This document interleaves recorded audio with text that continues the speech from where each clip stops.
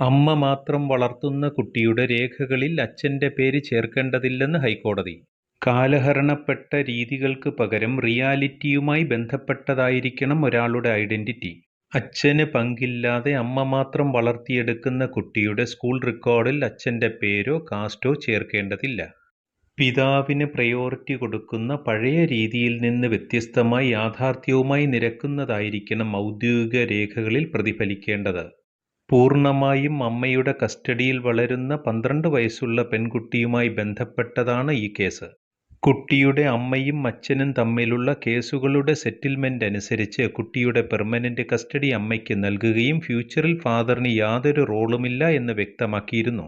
അതിനുശേഷം അമ്മയാണ് കുട്ടിയെ നാച്ചുറൽ ഗാർഡിയനായി സോൾ പേരന്റായി വളർത്തുന്നത്. ഗസറ്റ് നോട്ടിഫിക്കേഷന് ശേഷം തന്റെ കുട്ടിയുടെ പേരും കാസ്റ്റും തിരുത്തുന്നതിനായി സ്കൂൾ അധികാരികളെ സമീപിച്ചെങ്കിലും അപേക്ഷ നിരസിക്കുകയായിരുന്നു. അച്ഛന്റെ പേര് ബർത്ത് സർട്ടിഫിക്കറ്റിൽ ഉള്ളതിനാൽ അത് സ്കൂൾ റെക്കോർഡിലേക്കും തുടരുകയായിരുന്നു. സ്കൂൾ റെക്കോർഡ് ഒരു പ്രൈവറ്റ് ഡോക്യുമെന്റ് അല്ല, അത് കുട്ടിയുടെ തുടർ പഠനത്തെയും പ്രൊഫഷനെയും ബാധിക്കുന്ന ഒന്നാണ്. തുടർന്നാണ് ആർട്ടിക്കിൾ 226-227 അനുസരിച്ചുള്ള പെറ്റീഷൻ ഹൈക്കോടതിയിലെത്തിയത്. ഈ വിഷയത്തിൽ ബഹുമാനപ്പെട്ട ഹൈക്കോടതി വ്യക്തമാക്കിയത് അഡ്മിനിസ്ട്രേറ്റീവ് രജിസ്റ്ററിൽ ശരിയും നിലവിലുള്ളതുമായ അവസ്ഥയാണ് വ്യക്തമാക്കേണ്ടത്.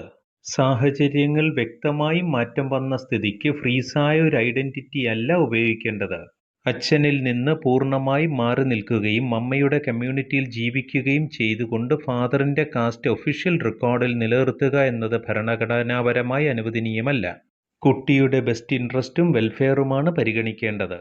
കുട്ടിയുടെ കസ്റ്റഡിയും വെൽഫെയറും റിയാലിറ്റിയും മറിച്ചായിരിക്കെ പിതാവ് വഴിയുള്ള ഐഡന്റിറ്റി നിലനിർത്താൻ കഴിയില്ലെന്ന് കോടതി.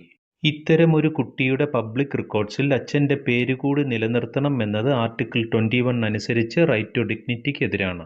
കൂടാതെ ആർട്ടിക്കിൾ 14 and 15 അനുസരിച്ച് ഗ്യാരണ്ടി ഓഫ് ഇക്വാളിറ്റിക്ക് എതിരുമാണ്. കോടതി ശ്രദ്ധിച്ച മറ്റൊരു വിഷയം അഡ്മിനിസ്ട്രേഷനുമായി ബന്ധപ്പെട്ട് അച്ഛന്റെ പേര് ഒഴിച്ചുകൂടാനാകാത്തതും അമ്മയുടെ പേര് ഓപ്ഷണലുമാണ്.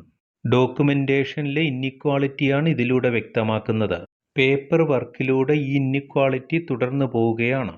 കോടതി വ്യക്തമാക്കിയ മറ്റൊരു വിഷയം ഒരു കാസ്റ്റ് ഡിസ്പ്യൂട്ടിൽ കാസ്റ്റ് ഡിസൈഡ് ചെയ്യാനുള്ള അതോറിറ്റി സ്കൂൾ അധികാരികളല്ല എന്നുള്ളതാണ്. Ramesh bhai Nykaa versus state of Gujarat എന്ന കേസിലെ സുപ്രീം കോടതി വിധി കൂടി കോടതി ഉദ്ധരിക്കുകയുണ്ടായി. ഇന്റർകാസ്റ്റോ സ്പെഷ്യൽ സിറ്റുവേഷനോ ആണെങ്കിൽ വളർന്നുവരുന്ന സാഹചര്യത്തിന്റെ സാമൂഹിക പശ്ചാത്തലത്തിന്റെ ഒക്കെ അടിസ്ഥാനത്തിലായിരിക്കണം കാസ്റ്റ് ഡിസൈഡ് ചെയ്യേണ്ടത്. ബയോളജിക്കൽ ആസ്പെക്ട് മാത്രമല്ല നോക്കേണ്ടത്. കോടതി പെറ്റീഷൻ അലോ ചെയ്യുകയും കുട്ടിയുടെ നെയിമും സർനെയിമും തിരുത്തുന്നതിനും അച്ഛന്റെ കാസ്റ്റിന്റെ സ്ഥാനത്ത് അമ്മയുടെ കാസ്റ്റ് ചേർത്ത് കാസ്റ്റ് സർട്ടിഫിക്കറ്റ് പ്രോസസ്സ് ചെയ്യുന്നതിനും നിർദ്ദേശം നൽകുകയുണ്ടായി. ഇതുമായി ബന്ധപ്പെട്ട് കുട്ടിക്ക് യാതൊരു പ്രയാസവും ഉണ്ടാകരുതെന്ന് നിർദ്ദേശിച്ചു. ബോംബെ ഹൈക്കോടതിയിലെ ഡിവിഷൻ ബെഞ്ചിന്റേതാണ് ഈ വിധി. നിയമപരമായി ഇത്തരം വിഷയങ്ങൾ അറിയുന്നതിന് ചാനലിലെ മറ്റ് വീഡിയോകൾ കാണുക. മറ്റൊരധ്യായവുമായി വീണ്ടും കാണാം. Thanks for watching.